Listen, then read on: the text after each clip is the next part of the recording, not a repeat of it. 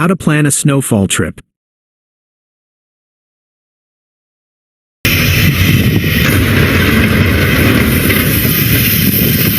السلام علیکم ویورز، میں صدر رحمان آپ کا میزبان اپنے چینل لائف ادیار خان میں آج ایک بڑی دلچسپ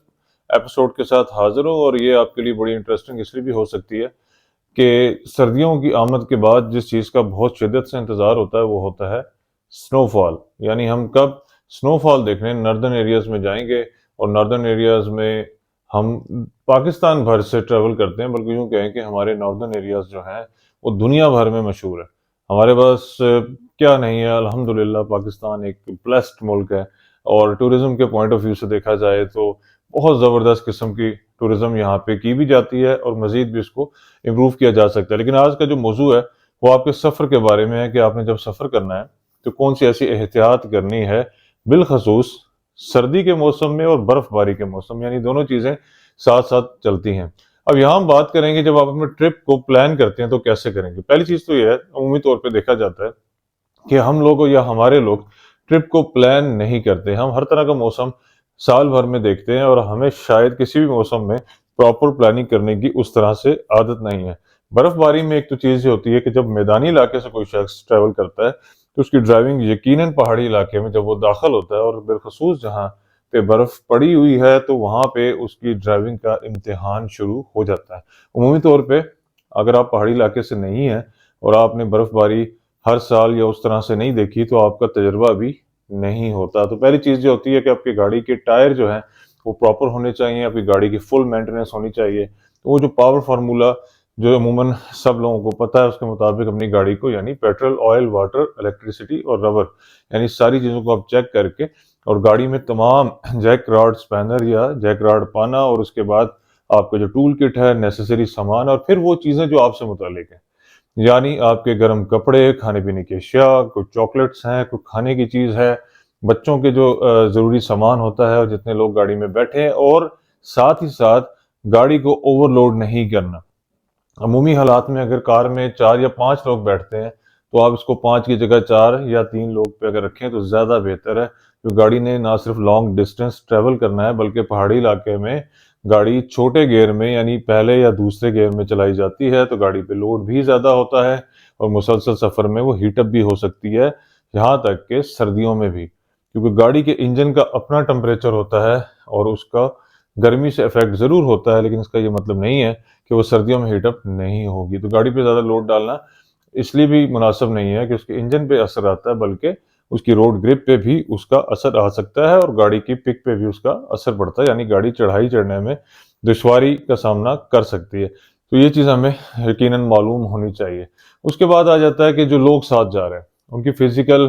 کیپیسٹی کیا ہے. چھوٹے بچے کمزور ہیں، بزرگ بھی کمزور ہیں. پھر بزرگوں کے ساتھ جو چیزیں ہوتی ہیں کہ وہ ان کی احتیاط بڑی ضروری ہوتی ہے. تو کتنا ضروری ہے کسی بزرگ کا برف باری دیکھنا. ایک چیز اپنے ذہن میں رکھیں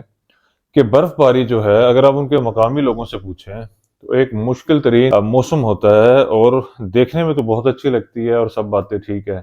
لیکن اس کے ساتھ مستقل دشواری ہوتی ہے. آپ کو یاد ہوگا کچھ سال پہلے ہمارے مری کے علاقہ میں جب روڈ بند ہو گئی اور بہت ہیوی سنو فال ہوئی، تو وہاں پہ ٹریفک جام ہونے کی وجہ سے بہت ساری قیمتی جانوں کا نقصان بھی دیکھنا پڑا، اور اس کی وجہ یہی بنی کہ لوگ گاڑیوں میں محصور ہو کے رہ گئے، اور اس کے بعد اکثر لوگوں کو بالکل معلوم نہیں تھا کہ وہ کیا کریں گے، اور ریسکیو سروسز میں بھی دشواری پیش آئی. بتانے کا مقصد یہ ہے کہ آپ نے کوئی بھی ٹریول بغیر کیلکولیشن کے نہیں کرنا ہوتا. سفر انجوائمنٹ کے لیے ضرور کریں، لیکن یہ یاد رکھیں کہ جو چیز مستقل سفر میں آپ کو فیس کرنی پڑے گی وہ ہے مشکلات،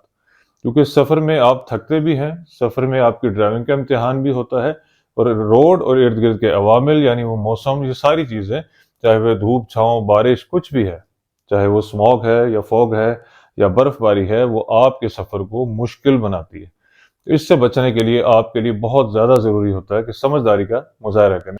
اپنے آپ کو اور اپنی گاڑی کو اس قابل بنائیں کہ وہ ایسے موسم میں ٹریول کر سکے، بالخصوص جو آج کا موضوع ہے کہ سنو فال میں ہمیں گاڑی کیسے چلانی. ایک اور جو غلط العام ہے کہ برف باری میں ٹائر کی ہوا کم کر لینی چاہیے. ایسا نہیں، برف باری میں ٹائر کی ہوا برابر ہی ہونی چاہیے. ہاں، اوور انفلیٹڈ یا انڈر انفلیٹڈ، یعنی زیادہ ہوا یا کم ہوا آپ برف باری کی صورت میں نہیں کریں گے، اور چاروں ٹائروں میں ایک جیسی جو بھی سٹینڈرڈ ہے اس کا وہ ہوا رکھیں گے کار کے حساب سے، یعنی جو بھی گاڑی ہے اس کے حساب سے۔ اس کے بعد سنو چین وہ آپ کے پاس ہونی چاہیے کہ برف میں سنو چین ٹائروں پہ جب چڑھائی جاتی ہے تو اس سے ٹریول آسان ہو جاتا ہے۔ اگر وہیں سے آپ سنو چین خریدیں گے، اگر مقامی کوئی لوگ بیچ رہے ہیں تو شاید تھوڑی مہنگی بکے گی، اور اگر آپ پہلے سے رکھ لیتے ہو اور سال میں ایک دفعہ بھی استعمال کرنی پڑے تو آپ کی زندگی کی حفاظت کے لیے کوئی زیادہ خرچہ یہ نہیں ہے۔ اس کے بعد ہمیں معلوم ہونا چاہیے کہ ہمارا سفر جو ہے وہ خاص کس کس جگہ تک کے لیے ہے، ہم نے کہاں پہ اسٹے کرنا ہے، اور ہم کتنی دیر میں کہاں پہنچیں گے۔ فور کاسٹ آج کل موبائل فون پہ بڑی آسانی سے دیکھ لی جاتی ہے،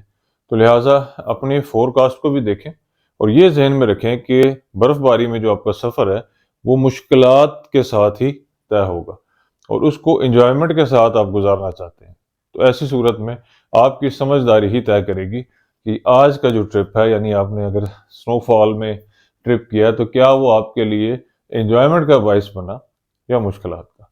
تو ان چیزوں کو جب آپ اوور کم کر لیتے ہیں تو پھر انشاءاللہ آپ کا ایک یادگار سفر ہوتا ہے، اس کو آپ دوبارہ بھی ریپیٹ کرنا چاہتے ہیں۔ ہماری یہ خواہش ہے کہ اپنے سفر کو آپ محفوظ بنائیں، اور اسی طرح روڈ کے کنارے جب آپ کو گاڑی کھڑی کرنی پڑے، بالخصوص برف میں